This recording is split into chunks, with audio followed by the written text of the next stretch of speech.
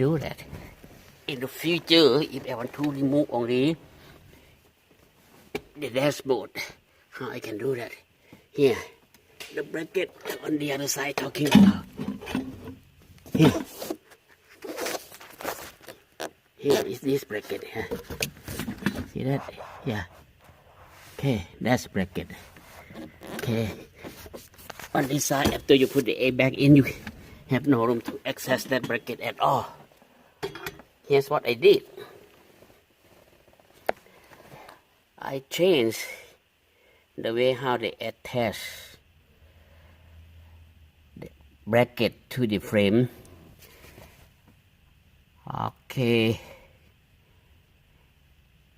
What it comes with is number 5mm sheet metal screw